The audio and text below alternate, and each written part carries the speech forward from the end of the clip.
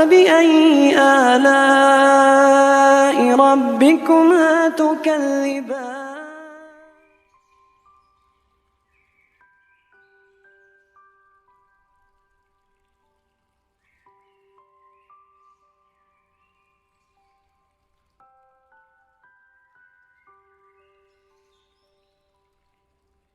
Bismillahirrahmanirrahim. Assalamualaikum warahmatullahi wabarakatuh.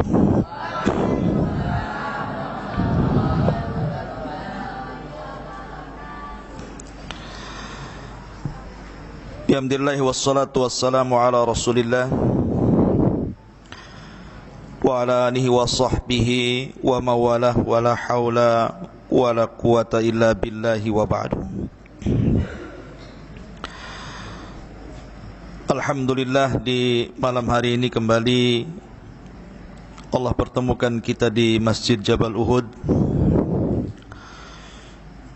tentunya dalam rangka thalabul ilmi. Salawat dan salam untuk keberkahan majlis di malam hari ini kita haturkan kepada Rasul kita Nabi besar Muhammad sallallahu alaihi wasallam.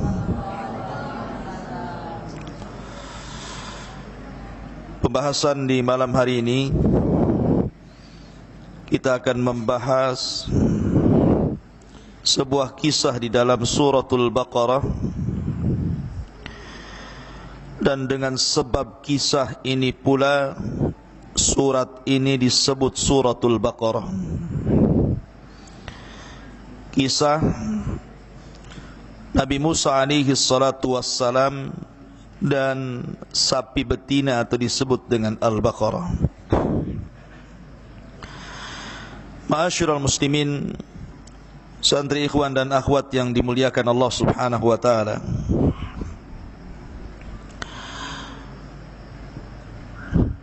Surah Al-Baqarah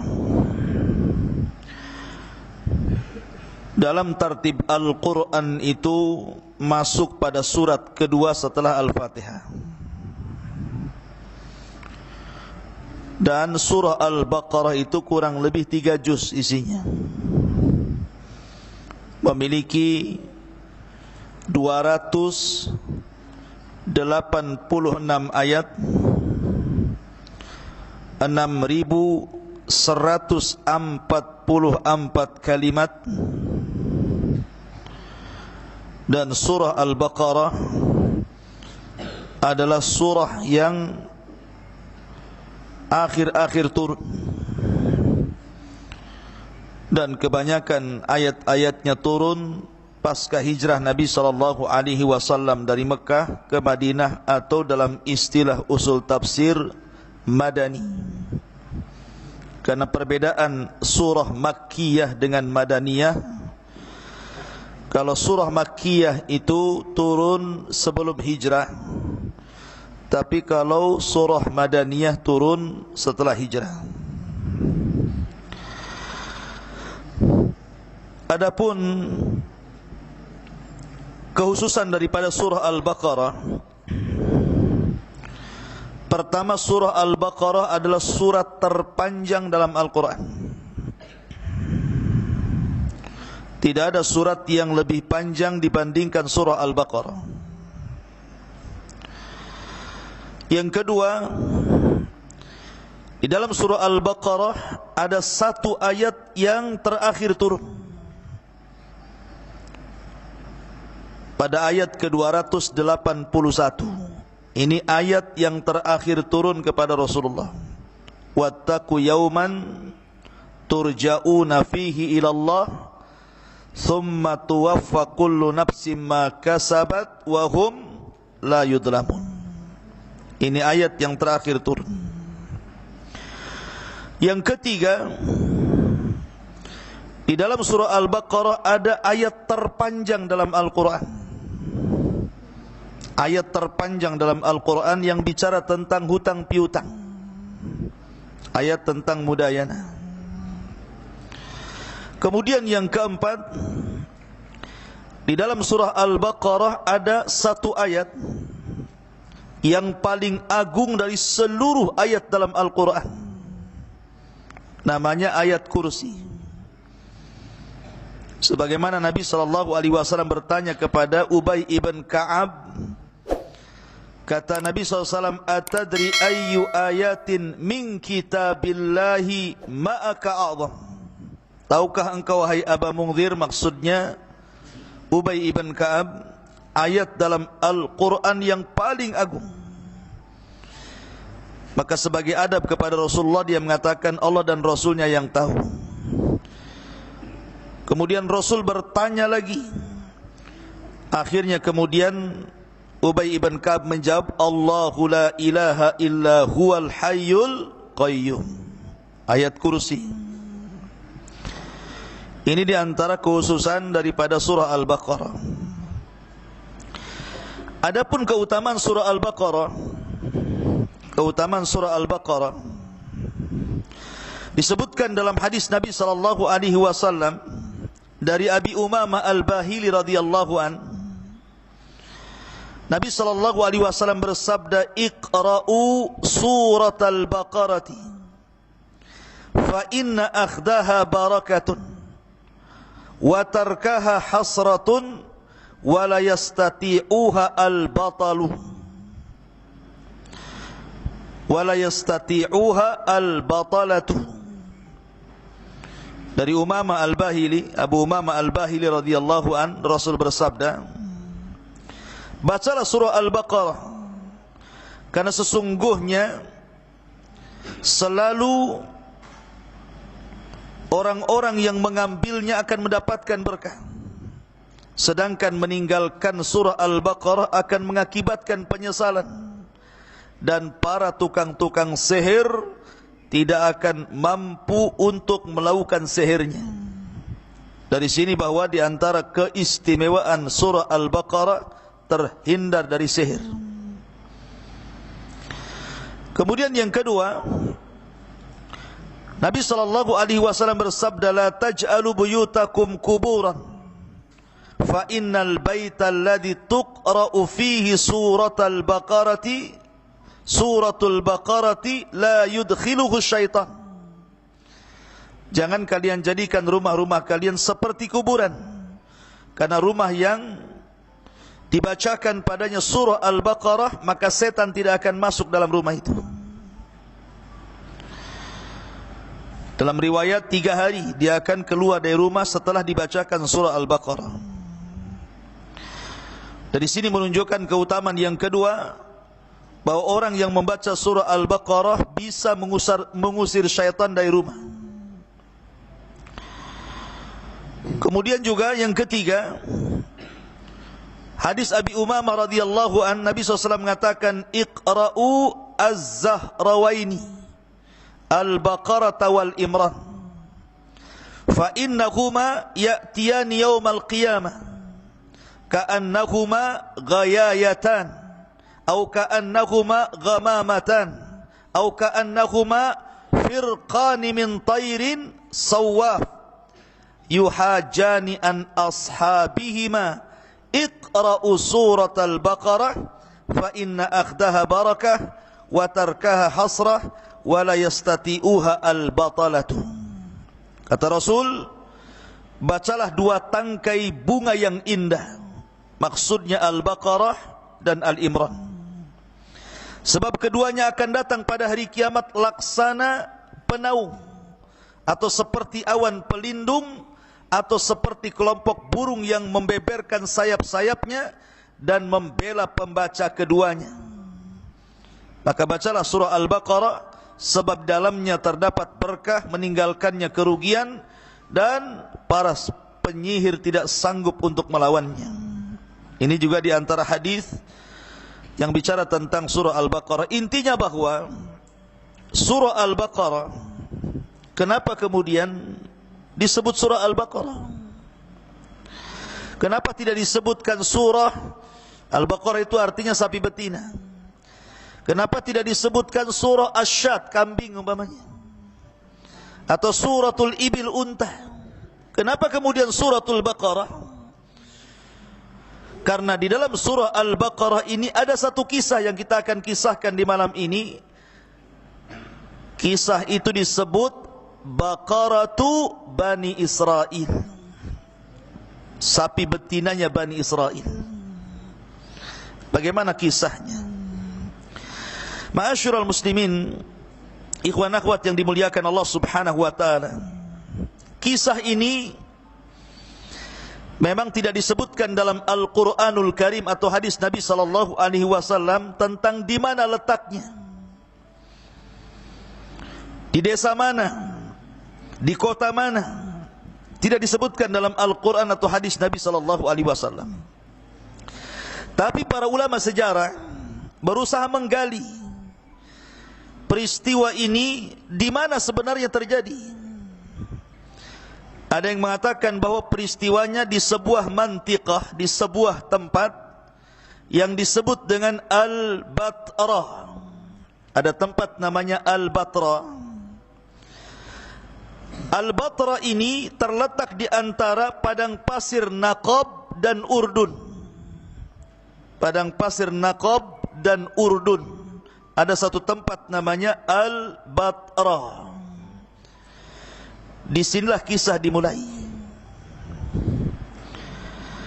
Ma'asyiral muslimin yang dimuliakan Allah Azza wa Jalla. Dan padang pasir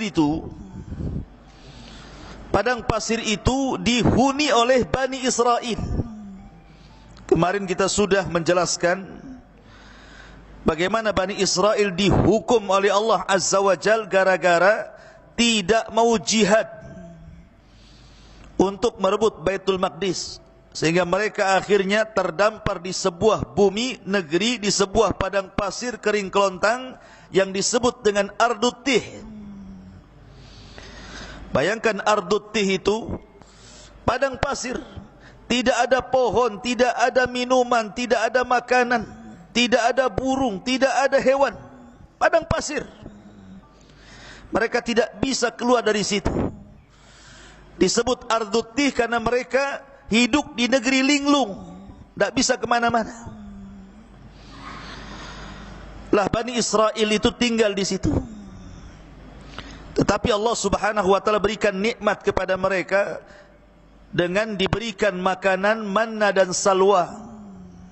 Kemudian juga karena tidak ada pepohonan, maka diberikan kepada mereka awan yang menaungi dari cahaya matahari. Tapi Bani Israel, jumlah mereka 12 kan, kabilah Bani Israel itu jumlahnya 12 kabilah. Karena turunan Yakub itu semua putra-putranya 12. Mereka tidak bisa nyatu. Bani Israel itu satu kabilah dengan kabilah yang lainnya itu suka berselisih. Makanya oleh Nabi Musa alaihi salatu wasallam dipencar-pencarkan. Ada yang tinggal sebelah sana, ada yang tinggal sebelah sana. Ini keturunannya Yusuf sebelah sana, turunannya Benyamin sebelah sini, turunannya Yahuda sebelah sana, turunannya Lawa sebelah sana. Dipisah-pisah karena mereka selalu berselisih. Dan diberikan mata air sendiri-sendiri. Karena memang di padang pasir tidak ada air. Maka Nabi Musa alaihi salatu wasallam dengan mukjizatnya berupa tongkat memukulkan di batu, keluar air. Masing-masing kabilah punya sumber mata air sendiri. Dan punya awan sendiri-sendiri yang menaungi mereka. Disinilah perbedaan antara sahabat-sahabat Nabi Musa dari Bani Israel dengan sahabat-sahabat Nabi sallallahu alaihi wasallam. Kalau sahabat Nabi sallallahu alaihi wasallam ketika hijrah orang-orang Muhajirin ke Mekah berjumpa dengan orang Ansar, apa yang terjadi? Fa'allafa baina qulubihim. Allah yang melembutkan hati Muhajirin dan Ansar. Lau anfaqta ma fil ardi jami'an ma allafta baina qulubihim. Walakinallaha allafa bainahum. Allah melembutkan hati Muhajirin dan Ansar, akhirnya mereka menjadi ikhwana, bersaudara. Ya, mereka bersaudara, tidak ada musuhan orang Muhajirin dan Ansar itu. Tapi Bani Israel musuhan tuh satu dengan yang lainnya. Makanya oleh Nabi Musa alaihi salatu wasallam dipencar-pencarkan kabilahnya. Lah, ketika itu terjadi sebuah peristiwa pembunuhan. Ceritanya begini, Ada banyak versi, saya akan sebutkan beberapa. Yang pertama, di zaman itu ada seseorang yang kaya raya, orang kaya, banyak duitnya, punya anak 3, semua laki-laki, dan semua menikah. Kemudian orang kaya ini mati, meninggal dunia, maka hartanya diwariskan kepada 3 orang ini, dibagi 3 karena semua anak laki-laki. Maka anak yang pertama ketika mendapatkan warisan langsung disedekahkan sehingga jadi fakir. Karena disedekahkan habis, akhirnya kehidupannya menjadi fakir, miskin. Kemudian anak yang nomor 2 disedekahkan separuh, sehingga masih punya separuh lagi dari harta warisan yang kemudian dikembangkan. Kemudian yang ketiga bakhil, medit, tidak mau sedekah, baik separuh atau apalagi secara keseluruhan. Akhirnya yang tidak mau sedekah ini dikembangkan hartanya jadi kaya. Masing-masing orang ini punya anak. Yang miskin tadi, yang disedekahkan hartanya punya anak laki-laki. Kemudian yang tengah-tengah hartanya tadi juga punya anak laki-laki. Kemudian yang kaya raya ini punya anak perempuan. Akhirnya yang miskin ini Allah takdirkan ayahnya meninggal dunia dan tidak mewarisi satu pun harta kecuali anak sapi perempuan. Kemudian yang kedua ini ayahnya juga meninggal. Akhirnya menikahlah orang yang kedua ini, yang harta yang separuh tadi, yang disedekahkan separuh tadi, anaknya, dengan perempuan, anak perempuan orang kaya itu. Menikah akhirnya. Setelah menikah nih, anak laki-laki yang kedua dengan perempuan anak orang kaya yang bakhil itu, akhirnya yang laki-laki ini kemudian memandang karena kaya raya bapaknya perempuan, itu kan pamannya juga, pamannya kaya raya, disinilah dalam hatinya ingin berbuat jahat. Dia ingin membunuh bapaknya istrinya itu supaya warisannya jatuh kepada dirinya. Karena orang tuanya sudah nggak ada semua, ibunya sudah meninggal, tinggal bapaknya. Akhirnya kemudian bersiasatlah dia, karena pamannya atau ayah daripada istrinya itu ada seorang pedagang. Kemudian disiasati bahwa ada barang dagangan yang bagus, mau tidak kamu mengambilnya, ayo saya antar. Akhirnya kemudian ditipunya, malam-malam pergi, rupanya di tengah jalan dibunuh orang ini, pamannya sendiri dibunuh orang kaya ini. Kemudian jasadnya dilempar di kabilah yang lainnya. Tujuannya, kenapa kemudian jasadnya dilempar di kabilah yang lain? Supaya nanti kabilah yang ada jasad paman yang dibunuh itu dituduh membunuh. Dan kalau tidak ada yang tahu siapa pembunuhnya, maka mereka harus bayar diat. Dalam Islam itu 100 ekor unta. Kalau syariat dulu berapa wallahu alam. Dan dia pun mau mengambil diatnya. Berarti peribahasanya apa? 1 kali gayung 2 pulau terlewati. Dapat warisan, dapat diatnya sekalian. Ini kisah yang pertama. Kisah yang kedua, ada juga yang mengatakan bahwa di zaman Bani Israel itu ada orang kaya, kaya sekali, banyak hartanya, dia tidak punya anak. Akhirnya dia mengangkat anak saudaranya, keponakannya. Keponakannya ini jahat, karena melihat bahwa pamannya ini orang kaya, tidak punya anak. Akhirnya dia beriktikad untuk membunuh pamannya supaya warisannya jatuh kepada dia. Maka dibunuhlah pamannya, kemudian dilempar di tempat kabilah lain supaya kabilah itu tertuduh membunuh dan bayar diat. Ada juga yang berkisah seperti itu. Tapi ada juga kisah yang lain mengatakan bahwa ada orang kaya punya anak perempuan. Kemudian kerabatnya yang laki-laki ini ingin menikah dengan perempuan itu, tapi ditolak. Kemudian yang laki-laki yang hendak melamar itu dimaki-maki karena kefakirannya. Kamu orang miskin kok melamar anak saya yang kaya, enak saja, mungkin bahasanya seperti itu. Akhirnya dia dendam. Dalam hatinya dia mengatakan, saya akan bunuh kamu, saya akan nikahi putrimu. Akhirnya terjadilah pembunuhan kepada orang kaya itu. Lah, kisah ini dimulai dari pembunuhan. Makanya dalam surah Al-Baqarah, kisah ini dicantumkan pada ayat ke-70. Pada ayat ke-67 sampai kepada 75 ataupun 74. Tetapi kalau ingin mentartib kisah tentang Baqarah Bani Israel, kita ambil ayat di akhir dulu. Allah mengatakan, wa id qataltum nafsan fadara'tum fiha wallahu mukhrijum ma kuntum taktumun. Dan ingatlah ketika kalian membunuh satu jiwa. Kenapa Allah mengatakan kalian padahal yang membunuh satu orang? Karena ketika itu ditemukan jasad, tidak tahu siapa yang membunuh, sehingga akhirnya mereka berselisih, jangan-jangan kamu, jangan-jangan kamu. Fadara'tum fiha, mereka berselisih, saling menyangka-nyangka siapa pembunuhnya. Makanya Allah mengatakan, wa idh qataltum, ketika kalian membunuh.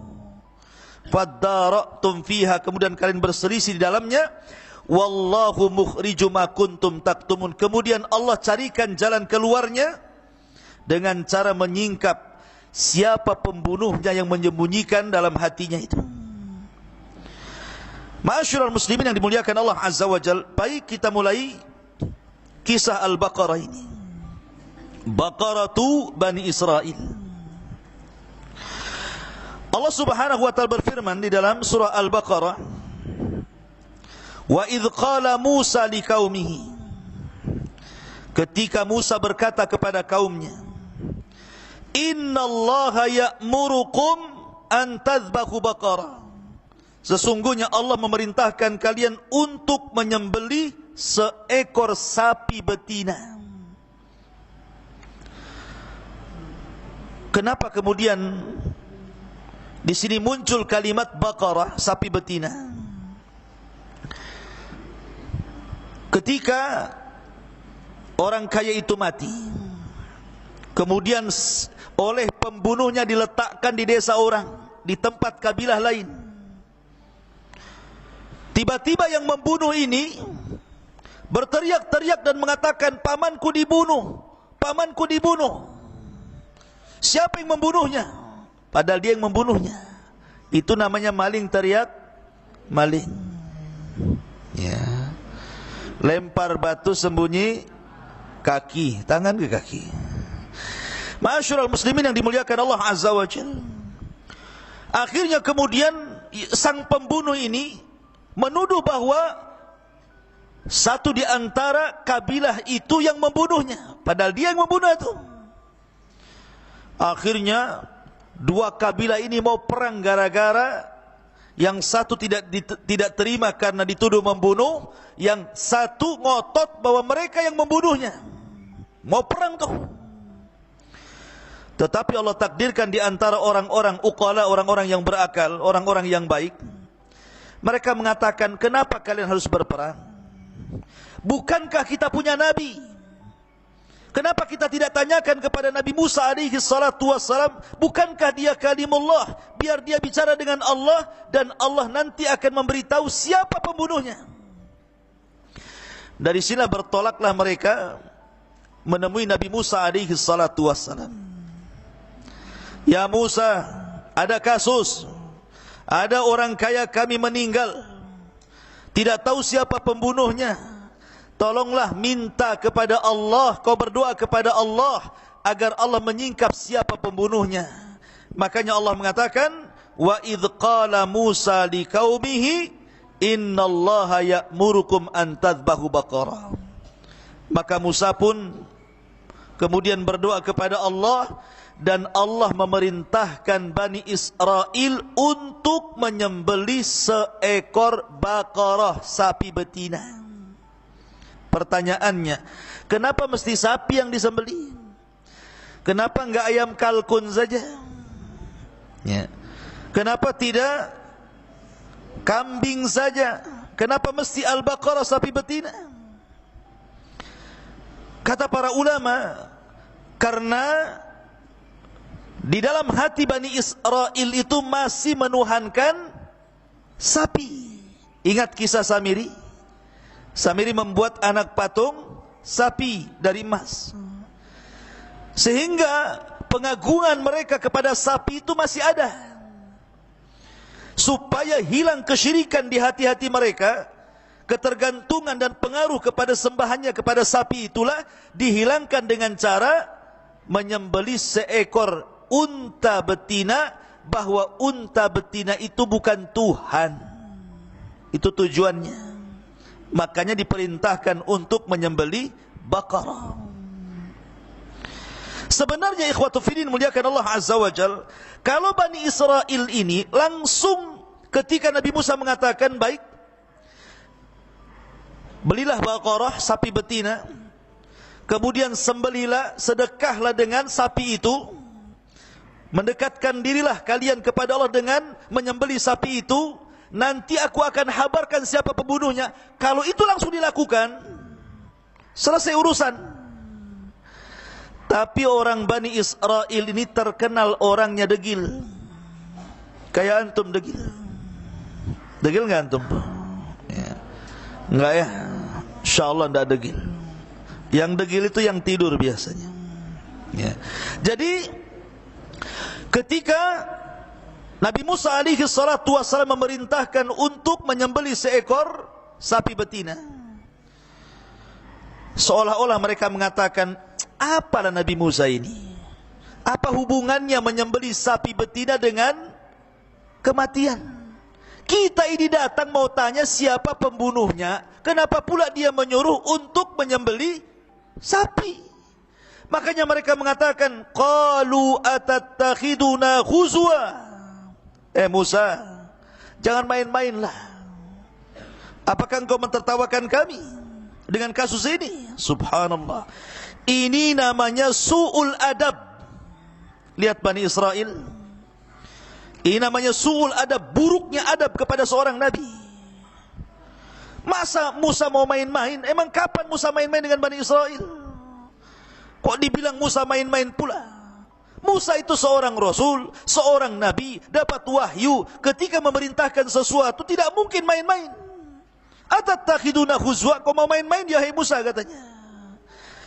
Maka Musa pun marah dan mengatakan, qala a'udzu billahi an akuna minal jahilin. Aku berlindung kepada Allah kalau aku termasuk orang jahil. Seolah-olah Musa ingin mengatakan, kalian ini jahil. Aku ini seorang nabi, seorang rasul, datang wahyu kepadaku. Tapi Musa dengan lembutnya tidak mengatakan kamu jahil, tetapi Musa mengatakan kepada dirinya, aku berlindung dari Allah, aku termasuk orang jahil. Padahal Musa ingin mengatakan kalian ini jahil, tidak tahu siapa saya, begitu. Ya. Ma'asyiral muslimin yang dimuliakan Allah Azza wa Jalla, dan ini bentuk keberanian Musa. Nabi Musa alaihi salatu wassalam langsung mendebat mereka. Aku tidak main-main, aku serius. Dan itu bentuk bantahan Nabi Musa kepada mereka. Dan begitulah para nabi. Seperti Nabi Yusuf alaihi salatu wassalam, ketika hendak digoda oleh Zulaiha dalam sebuah ruangan yang tertutup, dikejarnya Yusuf alaihi salatu wassalam kemudian ditarik pakaiannya sehingga robek pakaian belakangnya. Ketika Yusuf lari ke pintu, ini pakaian sudah robek di belakangnya. Rupanya pintu itu pula dibuka oleh Al-Aziz, suami daripada Zulaiha. Ketahuan Zulaiha. Tapi Zulaiha tidak mau kalah. Dia mengatakan kepada suaminya, ma jaza'u man arada bi ahlika su'an illa an yusjan au adzabun alim. Wahai suamiku, Yusuf sudah kurang ajar sama saya bahasanya. Apa balasan orang yang berbuat buruk kepada keluargamu? Pantasnya orang itu dipenjara ataupun mendapatkan azab yang pedih.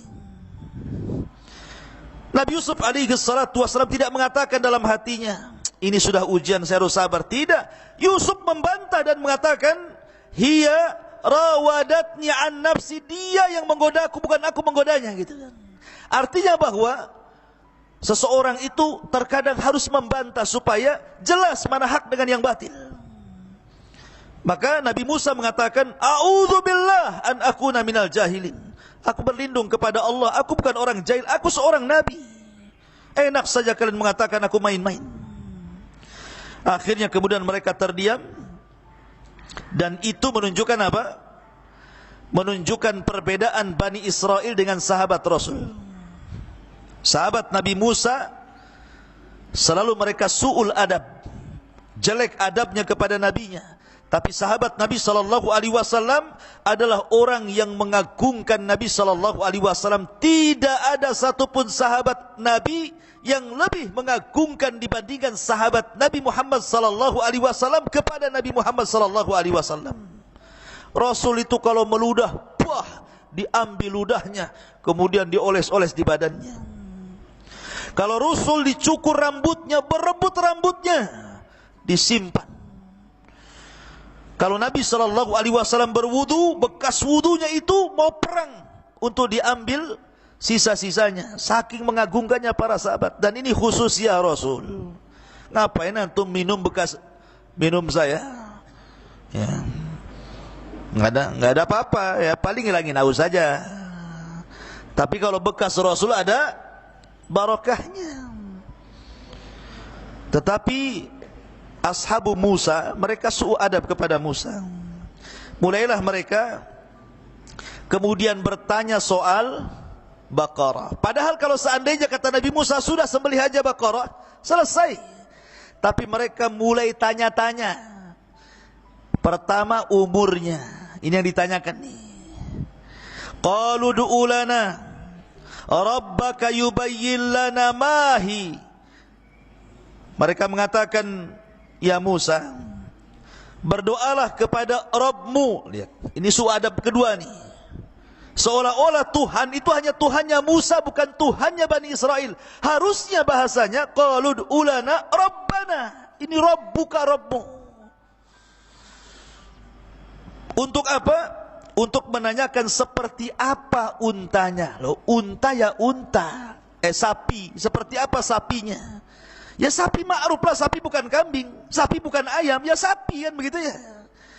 Tapi mereka bertanya soal seperti apa, maksudnya usia sapinya kayak apa. Mulai mereka bertanya. Maka qala innahu yaqulu innaha baqaratun la faridun wala bikrun awanun baina dhalik faf'alu ma tu'marun. Kata Nabi Musa alaihi salatu wassalam, sesungguhnya sapi betina yang dimaksud adalah la farid, tidak terlalu tua, wala bikrun, tidak terlalu kecil, awanun, tengah-tengah, baina dhalik faf'alu ma tu'marun, sudah lakukan saja.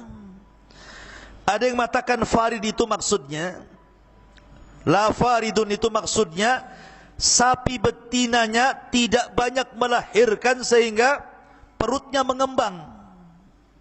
Ya. Jadi kalau sapi itu suka melahirkan, nanti perutnya itu makin mengembang.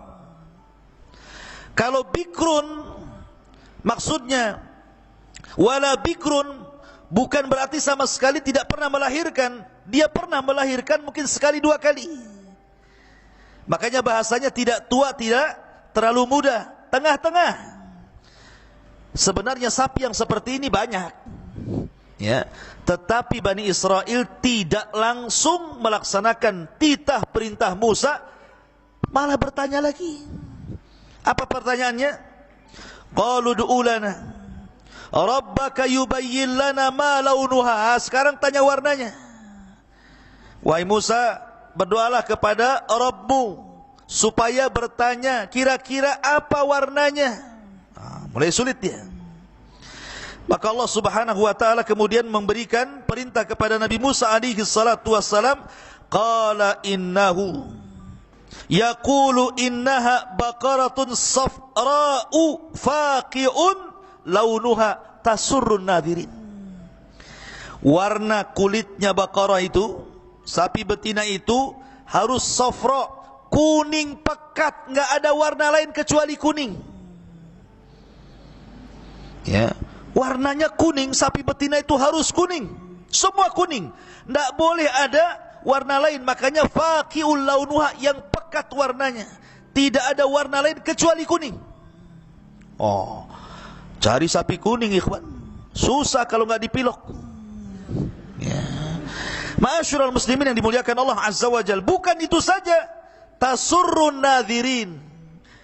Bukan sekedar warnanya kuning, pekat, tidak ada warna lain yang masuk, tetapi kalau orang lihat sapi itu langsung suka.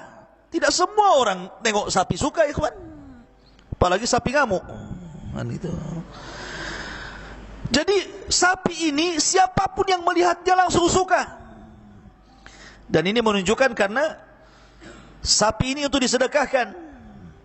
Dan sedekah itu harus yang disukai Allah dan disukai manusia. Jangan pula sedekah itu yang tidak disukai manusia, secara otomatis tidak disukai Allah. Contohnya kisah Qabil dan Habil. Habil, dia bersedekah dengan kambing yang sangat besar. Manusia suka, Allah juga suka. Tapi Qabil justru dengan buah-buahan yang sudah busuk. Kalaupun dimakan manusia tidak mau, apalagi Allah Subhanahu wa taala, innallaha thayyibun la yaqbaluha illa thayyiban. Innallaha thayyibun la yaqbalu illa thayyiba. Allah itu baik, tidak menerima kecuali yang baik-baik. Ya. Karena ini untuk disedekahkan ya harus manusia suka kan gitu. Cukup sampai di sini ikhwan? Tidak rupanya. Nanya lagi. Jangan suka tanya kayak Bani Israel antum. Qalu du'u lana rabbaka yubayyin lana mahi. Mereka mengatakan, ya Musa, tolonglah berdoa lagi kepada Rabbmu, terangkan lagi seperti apa sapi betina itu. Innal baqarata syabaha alaina. Sapi betina yang kau terangkan itu masih samar. Ya Allah, masih samar ikhwan. Sudah jelas, tidak terlalu tua, tidak terlalu muda, warnanya kuning pekat, kalau orang melihatnya suka. Kurang apa lagi penjelasan itu? Dibilang masih samar. Matamu yang samar-samar. Ya.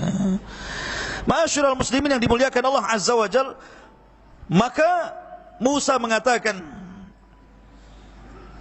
mereka mengatakan, wa inna insyaallahu la muhtadun. Kalau engkau menjelaskan wahai Musa dengan sejelas-jelasnya, wa inna insyaallah, jika Allah berkehendak, maka kami pasti akan mendapatkannya. Untung mereka mengucapkan insyaallah. Kalau seandainya mereka tidak mengucapkan insyaallah, sampai kiamat mereka tidak akan dapat unta itu, sapi betina itu. Tidak akan dapat Al-Baqarah itu. Makanya insyaallah itu penting. Siapapun yang mengucapkan insyaallah wufik, pasti diberikan taufik. Jangankan orang baik, orang jahat pun kalau mengucapkan insyaallah itu bisa berhasil. Contohnya siapa? Ya'juj wa Ma'juj. Ya'juj dan Ma'juj itu adalah manusia sama dengan kita, keturunan Yafis ibn Nuh. Tapi mereka diberikan usia yang panjang, mereka jahat-jahat, dan mereka berada di sebuah tempat yang terbenteng oleh benteng Dzulqarnain, dan akan keluar di akhir zaman untuk merusak. Setiap hari Ya'juj dan Ma'juj itu ingin keluar dari benteng itu, dikoreknya benteng itu setiap hari. Pagi datang dikorek, nanti sudah jadi terowongan, tinggal sedikit lagi. Malam hari mereka kecapean istirahat, besoknya datang lagi, sudah ketutup lagi itu lubang itu. Setiap hari seperti itu, dikorek tertutup lagi, dikorek tertutup lagi, sampai nanti di akhir zaman pimpinan Ya'juj dan Ma'juj akan mengatakan, "Ghadan nahfiru insyaallah." Besok kita lubangi lagi insyaallah. Dia mengucapkan insyaallah. Maka ketika besoknya betul-betul digali lubangnya, jebol gerbangnya Dzulqarnain, maka mereka keluar min kulli hadabin yansilun, seperti air bah yang tumpah dari pegunungan saking banyaknya. Ya. Tidak terhitung jumlah mereka kecuali Allah Subhanahu wa taala. Banyak sekali. Ma'asyiral muslimin yang dimuliakan Allah Azza wa Jalla. Makanya insyaallah itu penting, jangan sampai meninggalkan kalimat insyaallah. Nabi SAW pernah tidak mengucapkan insyaallah, akhirnya kebingungan. Orang musyrik datang ke Madinah, bertanya kepada orang Yahudi tentang seorang nabi yang muncul di Mekah. Kata orang Yahudi, kalau memang dia seorang nabi, coba kasih 3 soalan, bisa jawab enggak dia? 1, makanan ahli sorga yang pertama dimakan itu apa? Yang kedua, apa itu ruh? Yang ketiga, seorang laki-laki yang berkeliling dunia selama 500 tahun dalam rangka berdakwah kepada Allah, bagaimana kabarnya?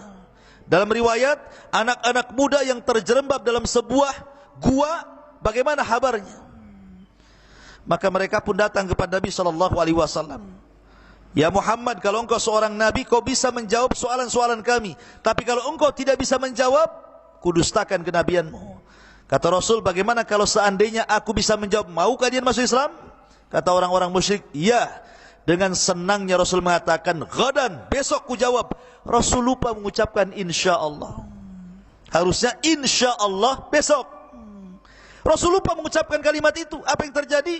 Besoknya Rasul nunggu Jibril, nggak datang-datang. Hari kedua nunggu Jibril, nggak datang juga. Hari ketiga sampai 15 hari berlalu, sesak dada Rasul. Nggak bisa jawab. Kenapa? Karena nggak mungkin Rasul menjawab sesuai dengan hawa nafsunya. Dia nunggu wahyu dari Allah. Sampai akhirnya mendekati 1 bulan, baru datang Jibril memberitahu jawaban-jawabannya. Itu gara-gara tidak mengucapkan insyaallah. Makanya Nabi Musa ketika belajar kepada Khadir, dia mengatakan insyaallah sabirin, akan saya sabar insyaallah. Jadi antum kemana-mana harus baca insyaallah. Mau ke pasar ya insyaallah. Ya. Nggak jadi insyaallah. Jangan semua insyaallah. Lihat konteksnya. Ya. Dikit-dikit insyaallah jadinya ya. Ma'asyiral muslimin yang dimuliakan Allah Azza wa Jalla. Lah ketika mereka mengatakan insyaallahu la muhtadun, maka Allah Subhanahu wa taala nanti di akhir cerita akan memberikan jalan keluarnya. Qala innahu yaqulu, ini sifat yang ketiga. Innaha baqaratun la dhalulun tuthirul arda wa la taskil hartha musallamatun la syiyata fiha. Mereka bertanya, wahai Musa, jelaskan lagi lah sapi betina itu, masih samar bagi kami itu. Ya. Kata Musa, baik. Zaman dulu sapi itu digunakan untuk 2 perkara. Pertama untuk bajak kebun, yang kedua untuk ngangkut air. Jadi unta, sapi atau keledai di zaman itu digunakan untuk 2 perkara tadi. Biasanya untuk bajak kebun, kayak kita tahulah di negeri kita kan biasanya pakai sapi, pakai kerbau gitu, bajak sawah. Atau ngangkut air, jadi pamannya ini sumur. Zaman dulu kan belum ada sanyo, belum ada pompa. Jadi tambang itu ditaruh di atas, kemudian timbanya ke bawah. Nah ini ditarik sama unta, jadi nanti ngerek gini kan. Orang dulu untuk itu. Di sini Allah mengatakan, innaha baqaratun la dhalul tuthirul arda. Sapi betinanya tidak pernah dipekerjakan untuk membajak sawah ataupun kebun atau ladang. Wala taskil hartha, bukan pula membawa air untuk menyirami tanaman. musallamatun, tidak ada, harus selamat, tidak ada cacat, la syiyata fiha, betul-betul tidak ada cacat, tidak ada tekopek sedikit pun. Oh, makin susah tuh. Ya. Untanya tidak tua, tidak terlalu muda, warnanya kuning pekat kalau orang lihat suka, untanya tidak pernah bekerja. Untanya di mana coba yang kayak gini nih? Susah dicari. Ya, karena unta yang seperti apa unta lagi, sapi betina yang seperti ini susah dicari, ikhwan. Ya. Jadi akhirnya kemudian Allah Subhanahu wa taala mengatakan, la syiyata fiha. Baru kemudian mereka mengatakan qalul ana ji'ta bil haqqi fadzabahuha wa ma kadu yaf'alun. Mereka mengatakan, sekarang sudah jelas katanya. Sudah jelas sekarang wahai Musa. Subhanallah. Fadzabahuha wa ma kadu yaf'alun. Mereka pun menyembelihnya, hampir-hampir mereka tidak sanggup melakukannya. Apa maksudnya? Kembali ke kisah awal, ikhwan. Ya. Jadi ketika Nabi Musa alaihi salatu wassalam kemudian menyuruh untuk menyembelih sapi, mereka banyak tanya. Dan ingat, banyak tanya itu tidak boleh. Para ulama mengatakan ada beberapa pertanyaan yang haram. Ada beberapa pertanyaan yang haram. Jangan suka tanya antum. Pertama, as'ilatu at-ta'annut. Pertanyaan yang memberatkan. Seperti Bani Israel ini. Memberatkan sendiri. Harusnya mereka itu diberikan kemudahan dalam beribadah kepada Allah, akhirnya jadi berat. Seandainya mereka menyembelih sapi apapun itu selesai, tapi karena tanya umurnya, tanya warnanya, bagaimana sapinya, jadi berat. Makanya Allah mengatakan la tas'al an asya'in tubdalakum tasukum. Jangan tanya sesuatu kalau dijawabnya sel kau, katanya. Ya. Di zaman Rasul ada seorang yang bapaknya meninggal. Ditanya pula, aina abi ya Rasul? Di mana bapakku Rasul? Di surga apa neraka? Katanya. Rasul diam. Tapi karena kemudian dia terus bertanya, akhirnya Rasul mengatakan, Abu kafinnar, bapakmu di neraka. Kapok sekarang. Ya, coba. Ya, jadi ada sesuatu yang tidak ada faedahnya. Ini kalau ada pertanyaan ta'annud, memberat-beratkan ini, yang tadinya ringan jadi berat, itu haram, tidak boleh. Kayak pertanyaan Bani Israel ini. Makanya Allah Subhanahu wa taala menghancurkan orang-orang sebelum kita lewat lisan Nabi SAW. Kata Nabi SAW, innama ahlaka man kana qablakum kathratu masailihim ala anbiya wa ikhtilafihim ala anbiyaihim. Hancurnya umat sebelum kalian itu karena banyak tanya dan menyelisih para nabinya, persis seperti Bani Israel. Yang kedua, as'ilatul istihza, tanya tapi ngejek. Kurang ajar enggak tuh? Tanya ngejek dia. Seperti kisah Nabi Nuh alaihi salatu wassalam. Nuh ini sudah berdakwah 950 tahun, tidak ada yang kemudian menerima dakwahnya. Akhirnya diwahyukan kepada Nuh untuk membuat perahu.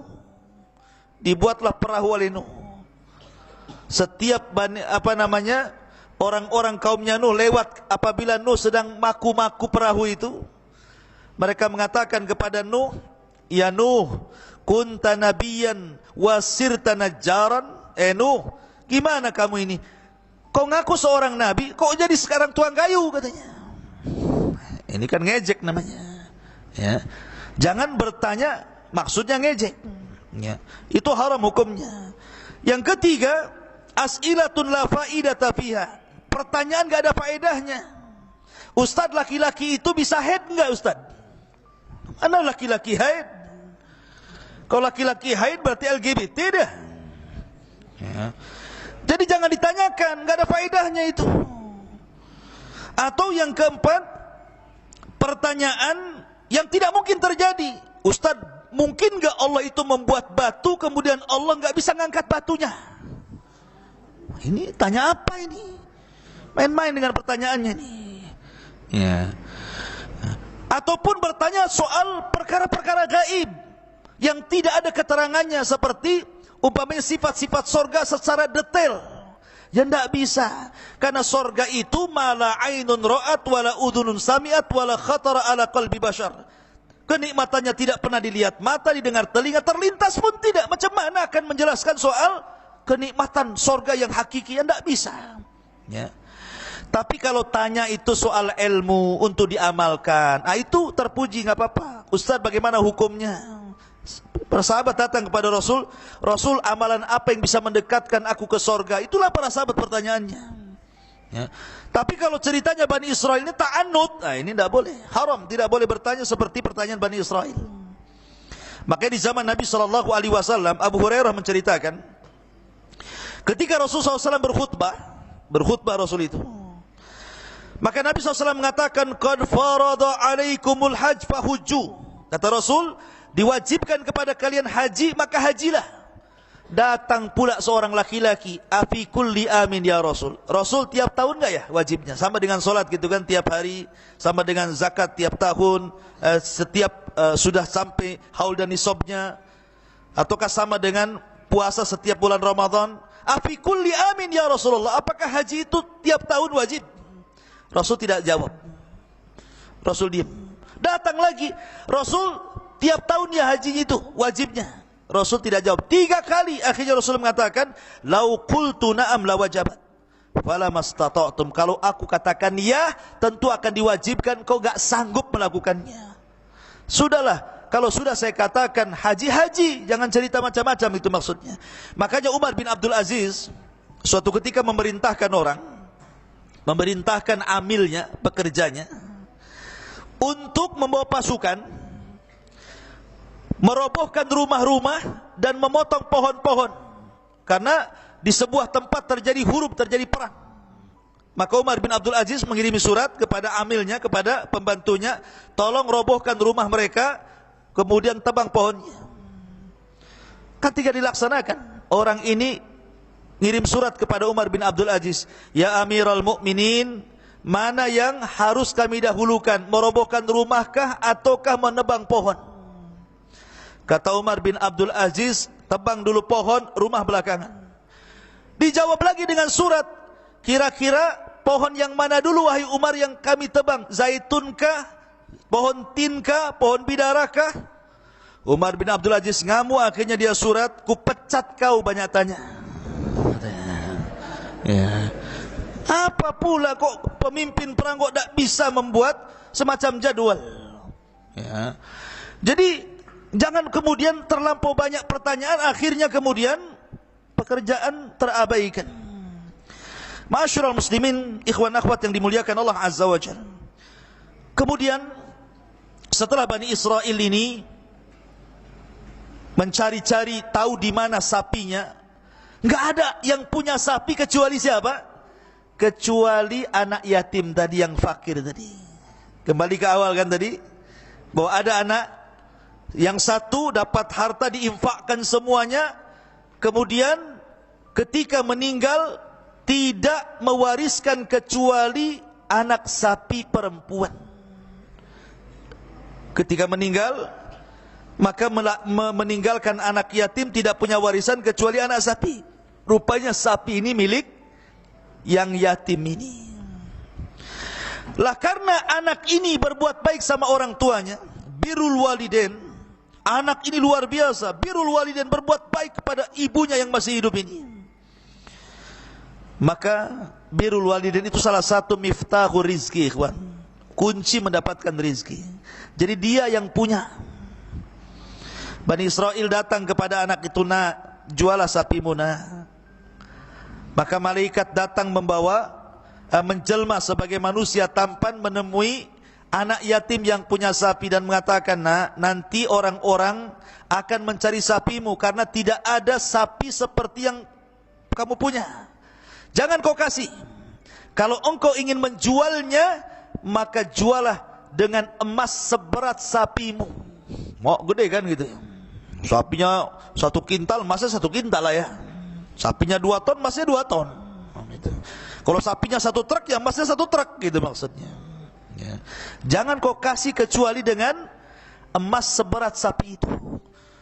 Karena bagaimanapun Bani Israel dalam syariat Nabi Musa ketika itu, kalau seandainya ada orang yang terbunuh, kemudian tidak tahu siapa yang membunuh, maka rame-rame harus mengeluarkan diat.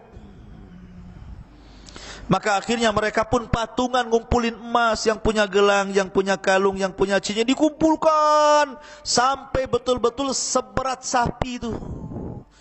Dan itu berat bagi mereka mengeluarkan harta. Ya. Akhirnya kemudian karena mau tidak mau harus juga kemudian dibeli, kalau tidak mereka akan mendapatkan hukuman dari Allah karena sudah dapat perintah masalahnya. Dibelilah sapi itu dengan emas seberat sapi. Jadilah orang anak yatim ini kaya karena berbuat baik kepada kedua orang tuanya, dan sebagai bentuk karena ayahnya sudah menyedekahkan seluruh harta warisnya, maka sebagai gantinya emas seberat sapi betina ini. Dari sini menunjukkan mana qasamin mali sedekah, tidak mungkin berkurang harta yang disedekahkan. Man taraka syai'an lillahi awadallahu khairun minhu, barang siapa meninggalkan sesuatu karena Allah, Allah ganti yang lebih baik. Kaya dia sekarang, maka jangan bakhil, bersedekahlah, karena sedekah itu menambah harta. Lah akhirnya kemudian sudah dapat di sapinya nih, sudah kebeli. Baru kemudian mereka rame-rame menggiring sapi ini menghadap Nabi Musa dan mengatakan, ya Nabi Allah, kami sudah dapat sapi betinanya ini, mau kita apakan sapinya? Kata Nabi Musa alaihi salatu wasallam, sembeli sapi itu. Akhirnya disembeli. Kemudian Nabi Musa alaihi salatu wasallam mengambil paha sapi itu dan mengatakan, mana yang mati itu, mana, datangkan kemari. Maka digotonglah jenazah orang mati itu, dipukul sama paha sapi itu. Tiba-tiba yang mati ini hidup. Kemudian Musa mengatakan, man qatalaka, siapa yang membunuhmu? Pas dia hidup, dia ngelirik-lirik satu yang mana ya? Yang mana ya? Tengok-tengok kan. Rupanya dia melirik kepada siapa? Kepada keponakannya. Bukan. Itu katanya. Sebelah sana ya. Itu pembunuhku. Habis dia mengisyaratkan itu pembunuhku, mati lagi dia. Jadi hidupnya sesaat saja, hanya memberitahu siapa pembunuhnya, habis itu mati lagi. Langsung ditangkap itu anak muda itu. Maka berlakulah syariat Musa, membunuh, dibunuh. Makanya ada kata-kata dalam istilah usul fikih itu, man ta'ajjala syai'an qabla awani uqiba bihirmani. Siapa yang tergesa-gesa ingin mendapatkan sesuatu belum saatnya, maka sebagai balasannya diharamkan selamanya kepada dia. Kalau dia ingin mendapatkan warisan cepat, dibunuh bapaknya, justru warisan haram kepadanya. Ya, tidak boleh seperti itu. Orang yang minum khamar di dunia tergesa-gesa, maka di akhirat dia tidak akan minum khamr. Man syaribal khamra fid dunya lam yashrabhu fil jannah. Siapa yang mabok di dunia enggak akan mabok di akhirat dia. Tapi khamar di akhirat enggak mabok. Ladzatul lisyaribin. Kalau khamar di dunia sedikit saja udah pusing tuh. Banyak-banyak terkapar di got biasanya. Payang sana sini jatuh dia di got, ya kan. Khamar di dunia seperti itu. Minimalnya membuat sudah kan gitu. Tapi khamar di sorga itu ladzatil lisyaribin, lezat bagi para peminumnya, tidak ada mabok-maboknya. Karena di sorga itu tidak ada ucapan lagwun, tidak ada ucapan yang tidak berfaedah, semua berfaedah. Karena orang yang mabok itu kan ngaco kalau ngomong. Ya. Ma'asyiral muslimin, ikhwan akhwat yang dimuliakan Allah Subhanahu wa taala. Akhirnya setelah kemudian dihukum anak muda itu dan dibunuh, maka kemudian yang laki-laki ini, yang anak yatim tadi, menikahi mantan istrinya itu. Ya. Maka jadilah keluarga. Jadilah orang kaya Bani Israel.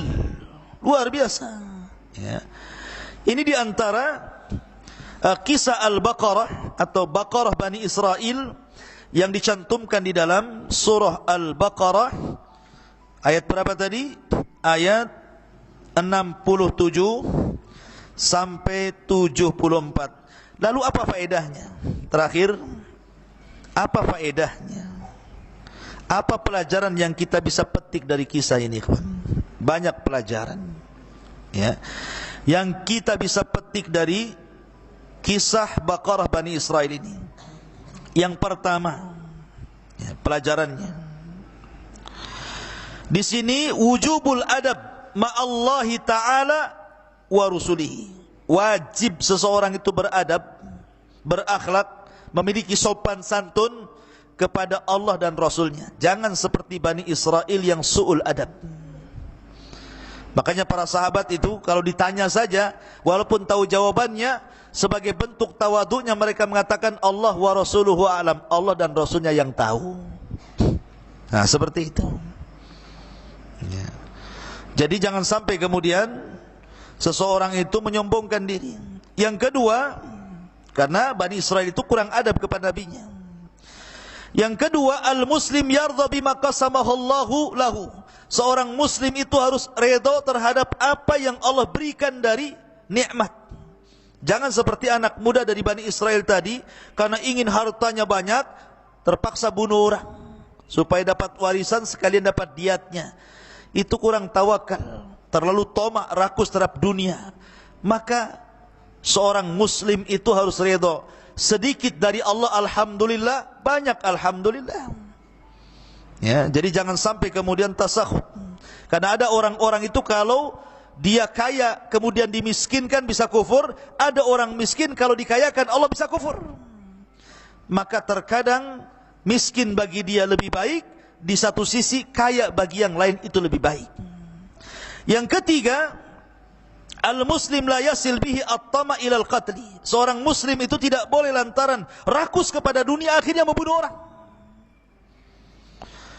Betapa banyak para penguasa yang ingin mengejar jabatan, ingin mengejar kedudukan kepemimpinan, akhirnya sikat-sikut sana sini, bahkan sampai mengorbankan nyawa orang lain hanya untuk sebuah kursi kedudukan. Tak boleh kayak gini, ya. Kemudian yang keempat, al-muslim la yakdzib. Seorang muslim ini jangan berdusta, karena laki-laki ini berdusta, dia yang membunuh, duduk orang pula yang membunuh. Jangan berdusta. Seorang muslim bisa saja pengecut, tidak berani perang. Seorang muslim bisa saja bakhil, tidak mau infak, tapi pantang seorang muslim berdusta, ya.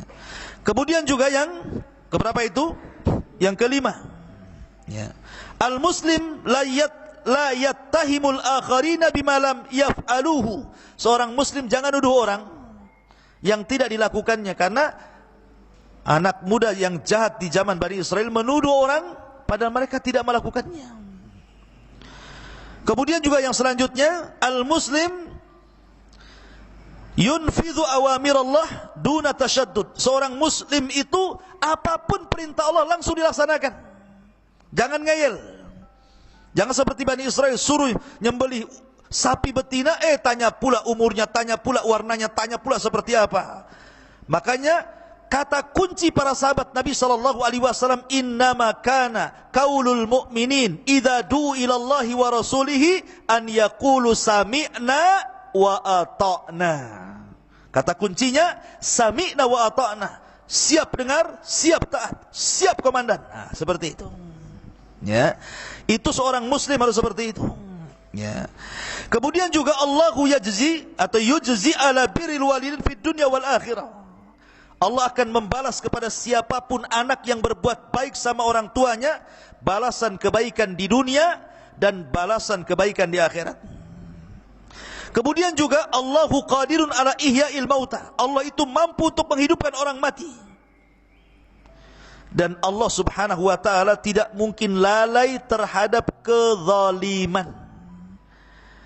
Wala yahsabanna Allahu ghafilan amma ya'malu zalimun. Jangan kau sangka Allah itu lalai terhadap kezaliman. Allah tidak lalai. Siapapun yang melakukan kezaliman, maka tidak ada satupun dosa yang azabnya disegerakan di dunia sebelum akhirat. Salah satunya kezaliman dan juga uququl walidain, ya. Kemudian juga anna su'al fi ma la yufid fi qalilin wala kathirin wala yughni minal haqqi syai'an la khaira fiha. Bahwa pertanyaan yang tidak ada faedahnya sedikit ataupun banyak, yang tidak mengenyangkan dari kebenaran, tidak ada kebaikannya. Kalaupun mau tanya, tanya ilmu, tanya amal. Jangan tanya macam-macam. Ya. Kemudian juga di antara faedahnya dalam kisah ini bahwa ada perbedaan antara sahabat-sahabat para nabi, seperti sahabat Nabi Musa, sahabat Nabi Isa dengan sahabat Nabi sallallahu alaihi wasallam, bahwa tidak ada satupun sahabat-sahabat bagi Rasul yang lebih baik setelah para nabi dan Rasul, kecuali sahabat-sahabat Nabi sallallahu alaihi wasallam kepada Nabi Muhammad sallallahu alaihi wasallam. Kemudian juga di antara faedah daripada kisah ini bahwa agama ini mudah, jangan dipersulit. Lihat Islam, antum tidak bisa sholat berdiri, duduk. Tidak bisa duduk baring ke lambung kanan, nggak bisa baring ke lambung kanan terlentang, nggak bisa juga mati, sholatkan saja dia itu. Ya. Artinya bahwa ada tingkatan-tingkatan. Ketika safar ada qasar, ketika tidak ada air tayamum, itu kemudahan. Imam Ibnu Utsaimin rahimahullahu taala ditanya, Syekh, saya sedang sholat, Allahu Akbar. Kemudian saya letakkan di situ contoh tas, ada dompetnya di situ. Ya. Saya sedang sholat duhur, Allahu Akbar. Datang orang nyuri, lari dia. Dia tetap mempertahankan sholatnya, dompetnya hilang. Apa yang harus saya lakukan ya Syekh? Kata Syekh Utsaimin, batalkan sholatmu, kejar malingnya, ambil dompetmu. Kata orang ini mengatakan, tapi kan sholat lebih penting daripada dompetmu. Ya kalau gitu, hilanglah dompetmu. Ya. Jadi ada hal-hal boleh kita membatalkan. Seperti memangnya kita lagi sholat Allahu Akbar. Antum punya adik, lagi pegang sendok, di depannya ada cocokan listrik. Allahu Akbar. Diam aja, keserum. Apa pula antum? Batalkan sholat, ambil. Ya. Jangan pula hati, sholat kan lebih penting, wajib gitu. Dia mati. Apa pun. Makanya ikhwatu fiddin muliakan Allah Azza wa Jal, agama ini mudah. Batalkan nanti sholat lagi. Kalau anak ini mati, tidak mungkin hidup lagi. Walaupun dikasih baterai pun tidak akan hidup lagi. Ya. Jadi ini penting. Agama ini mudah, jangan dipersulit. Agama ini mudah, jangan sampai dipersulit. Kemudian juga di antara faedahnya adalah akal itu harus mengikuti wahyu. Ya. Karena Bani Israel ini akal-akalan mereka. Nanya ini, nanya itu, macam-macam gitu kan. Akal itu ikut wahyu, bukan wahyu ikut akal. Ya. Oleh karena itulah maka penting seseorang itu taslim, menerima apapun perintah Allah dan Rasulnya. Jangan ada kebimbangan dalam hatinya. Dan tentunya juga yang terakhir, bahwa dalam kisah ini pentingnya seseorang itu, ikhwatu fiddin muliakan Allah Azza wa Jal, tunduk dan patuh kepada pemimpin. Musa ini pemimpin, jangan melawan pemimpin. Makanya ahli sunnah wal jamaah juga mengatakan bahwa kita dilarang untuk memberontak kepada pemimpin yang sah. Selama perintahnya tidak bertentangan dengan Quran dan sunnah, wajib taat. Tapi kalau sudah bertentangan dengan Al-Quran dan sunnah, la ta'ata li makhlukin fi maksiatil khaliq. Tidak ada ketaatan kepada makhluk dalam rangka bermaksiat kepada Allah subhanahu wa ta'ala. Taib. Ini kisah Nabi Musa dan sapi betina Bani Israel selesai. Kita buat tanya jawab. Mak, banyak kali laziznya ni. Ya. Laziz.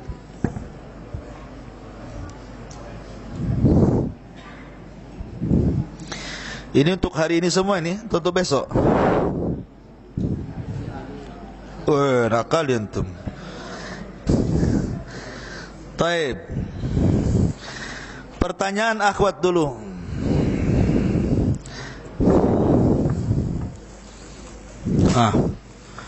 Apa ini? tiap hari kasih hadiah.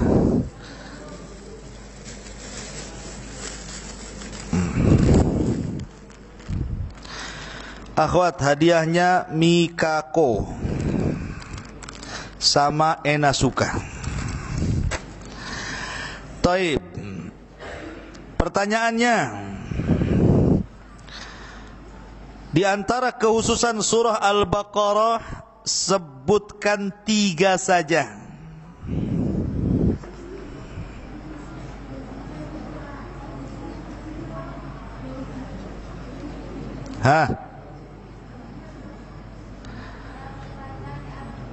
Ahsan 1. Ahsan terus. Ayo, dapat hadiah Momogi. Macam-macam tuh, ya kan? Ikhwan, dapat Laziz.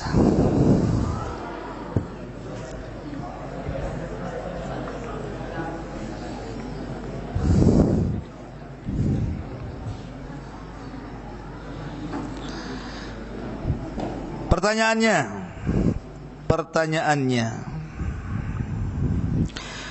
sebutkan 1 saja keutamaan surah Al-Baqarah. Bentar. Antum semangat, cepat.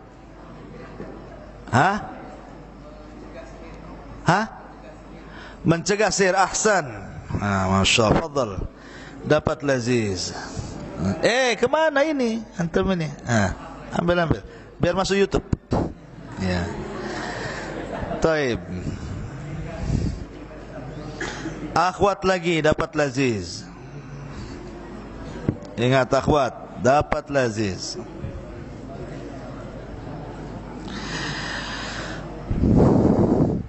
Berapa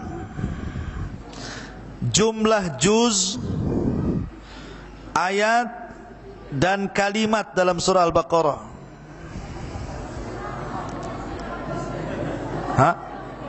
Apa kok jadi ramai gini?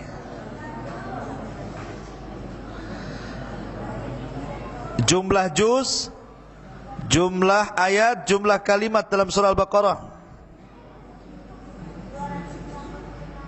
Iya. Terus kalimat? Berapa juz?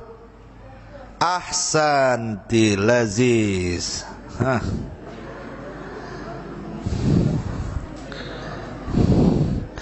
Kenapa ikhwan? Sebelah kanan aja dulu, nanti ke sebelah kiri. Laziz lagi. Kenapa surah Al-Baqarah disebut Al-Baqarah? Cepat. Antum.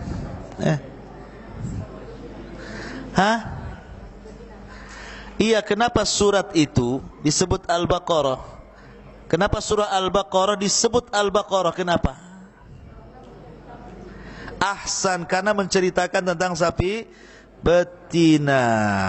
Itu. Ahsan.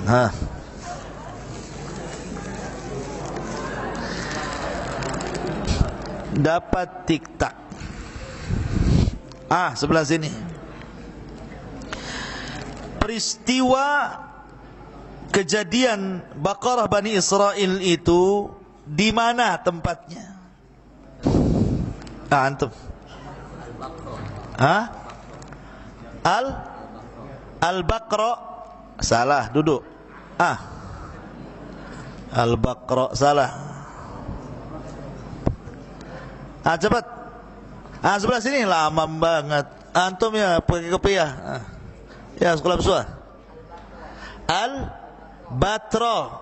Baqarah ke Baqarah? Baqarah. Di mana itu Baqarah itu?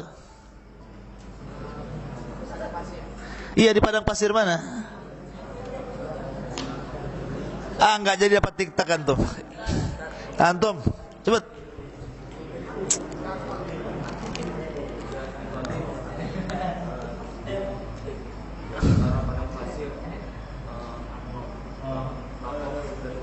Ahsan, dapat Enasuka. Fadal. Ahwat.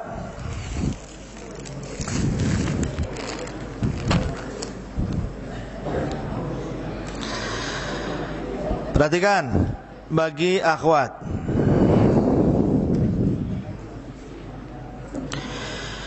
Kejadian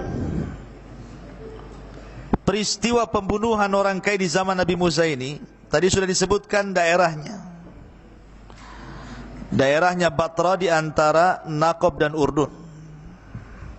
Pertanyaannya, peristiwa ini terjadi sebelum atau sesudah Bani Israel dihukum Allah di negeri linglung?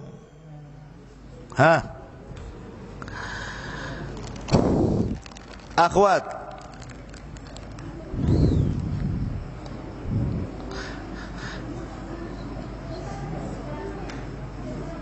sesudah ahsan, sesudah dapat tik-tak, gurih, enak, dan aku suka. Enak suka. Baik. Ikhwan Laziz.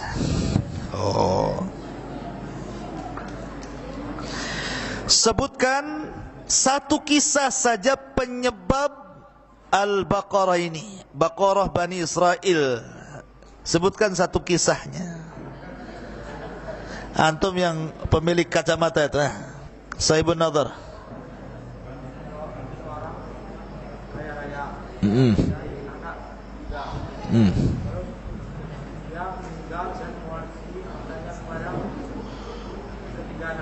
Ahsan.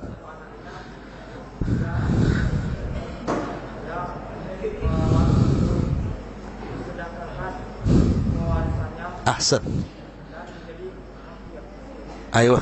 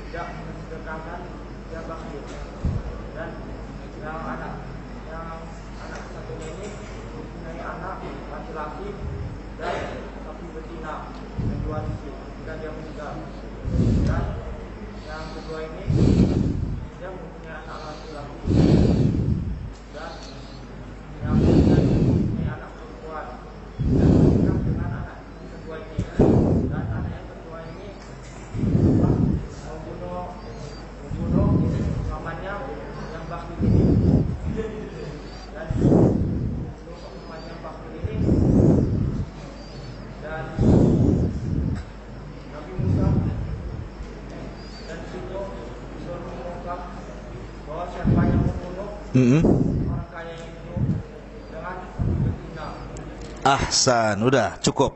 Masya Allah, dapat Laziz antum. Iya. Premium apa lagi nih? Milk. Wayak. Taib. Akhwat. Dengarkan akhwat. Ada 4 soalan pertanyaan yang haram. Seperti apa itu yang haram, tidak boleh orang bertanya itu? Dapat Laziz.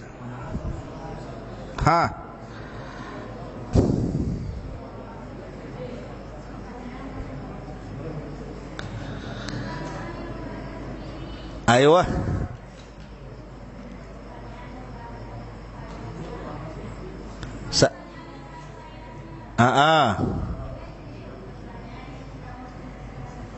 Ini yang jawab 2 orang. Ayo, satu lagi. Ini yang jawab 2 ya. Berarti Laziznya bagi 2 nanti ya.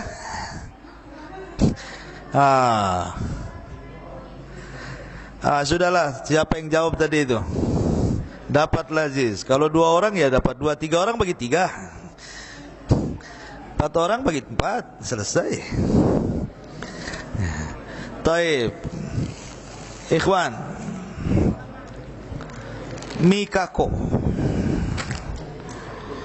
snack campur. Sebutkan 2 faedah dari kisah Al-Baqarah Bani Israel. Antum.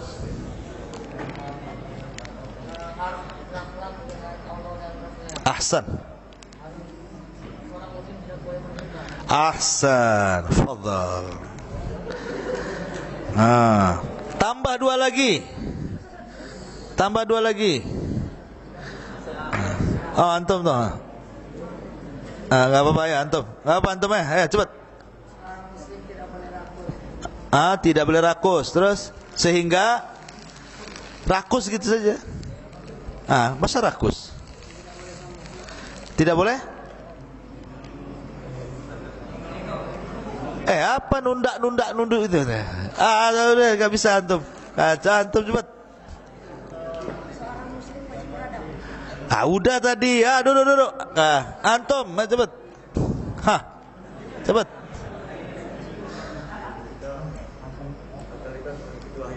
Ayo.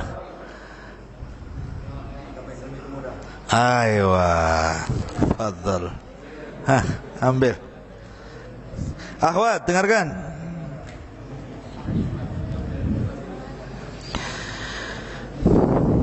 Pertanyaannya,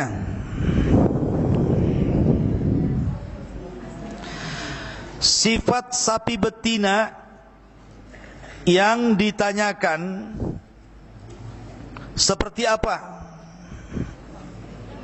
Dapat laziz.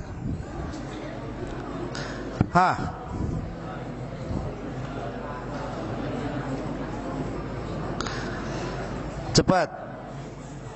Sifat-sifat sapi betina yang ditanyakan. Ya.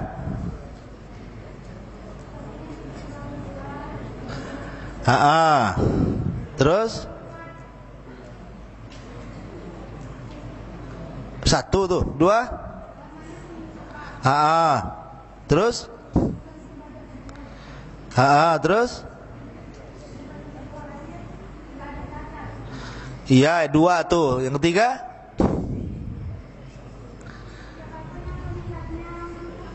iya, itu nomor dua, ukhti. Yang ketiga warnanya. Pertama umurnya nggak tua nggak muda, tadi udah dijawab. Yang kedua warnanya kuning pekat, kalau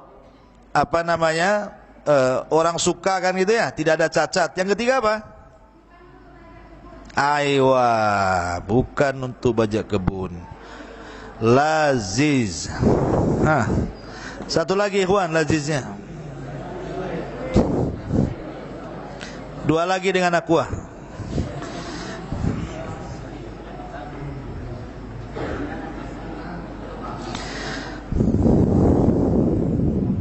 Taib.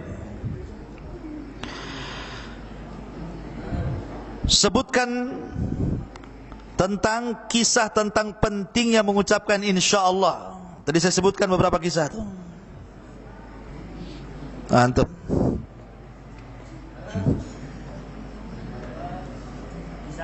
Iya. Seperti apa kisahnya?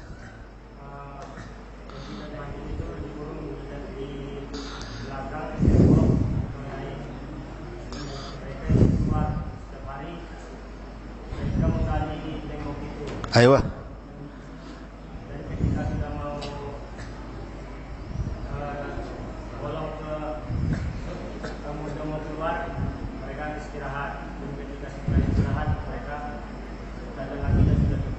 Ayo.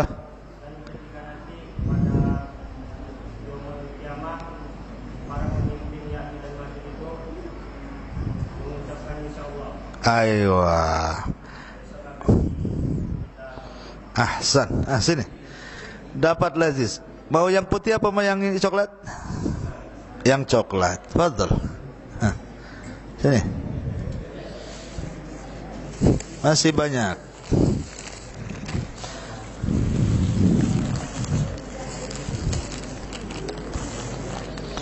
Sebutkan kisah insyaallah yang lainnya tadi. Cepat. Cepat. Jangan lama-lama.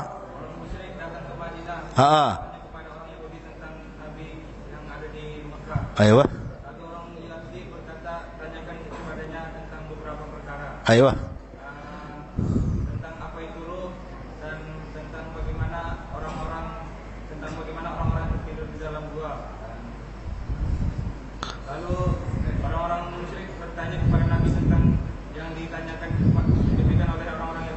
Lalu Nabi berkata, tunggu besok tanpa mengucapkan insya Allah. Maka Nabi tidak mendapatkan wahyu sampai beberapa hari. Lalu datanglah Jibril dan mewahyukannya. Ahsan. Dapat tik-tak. Afwan, ambil.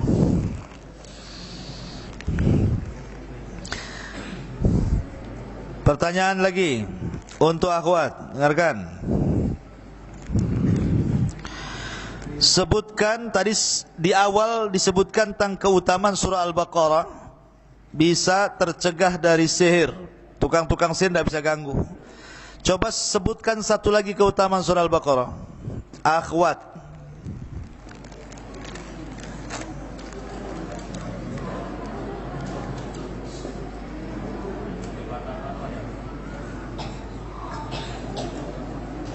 Halo?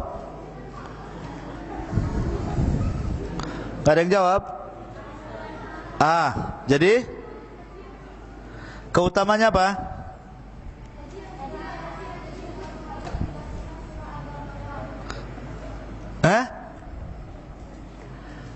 Faedahnya apa keutamanya?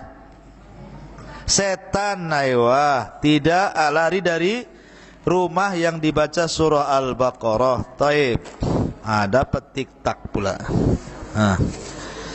Ikhwan. Dapat jagung bakar. Momogi. Taib. Dengarin Ikhwan.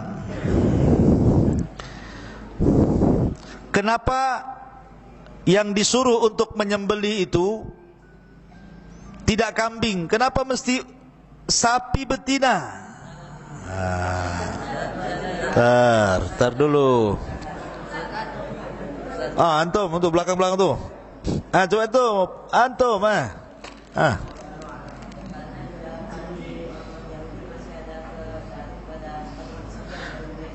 Ahsan, Masya Allah. Fadhal.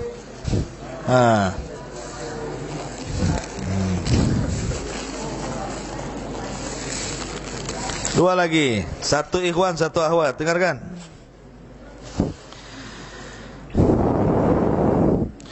Pertanyaannya untuk akhwat. Dengarkan. Tadi saya menyebutkan banyak faedah daripada kisah sapi betina Bani Israel ini. Coba sebutkan yang lain yang disebutkan tadi selain yang disebutkan ikhwan tadi. Kasih 3 saja. Apa faedahnya?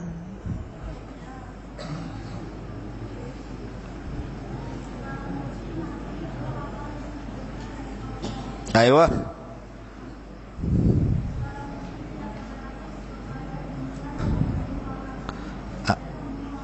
Ayo. Ahsanti. Dusta udah tadi.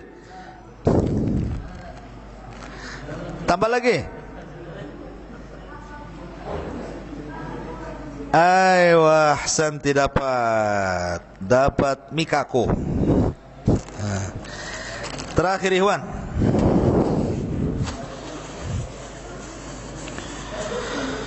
Di dalam Al-Baqarah ada surat, ada ayat yang paling apa? Udah ustaz antum. Yang paling agung.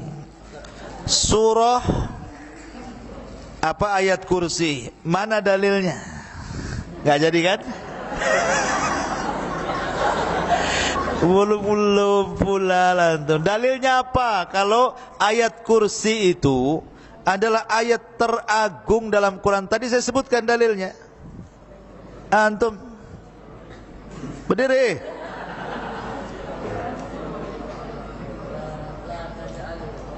Apa? Gawat. Belakang. Ngacung tapi tak jelas. Yang sudah mana? Antum? Cepat.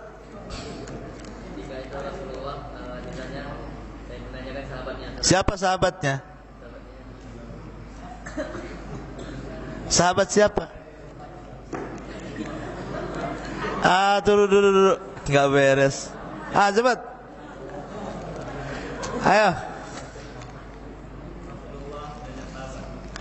Iya, sahabatnya siapa? Namanya siapa? Ubaid bin Amr pula kawan. Nah, turun. Umar bin Abdul Aziz lagi kemana-mana. Antum, cepat.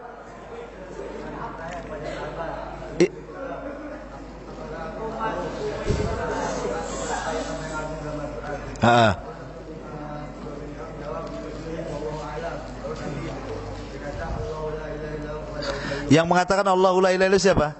Bukan. Tapi nggak apa-apa, salah. Tapi dah dekatlah. Capek dah malam nih. Yang mengatakan itu Ubay bin Ka'ab. Dia ditanya berkali-kali baru mau jawab ya. Taib, ahsan. Enggak apa-apa. Salah sedikit. Taib. Sudah sampai di sini. Insyaallah besok lagi ketemu. Subhanakallah bihamdika. Asyhadu an la ilaha illa anta astaghfiruka wa atubu ilaik. Allahu ta'ala alam. Assalamualaikum warahmatullahi wabarakatuh. Jangan keluar dulu biar akhwat dulu.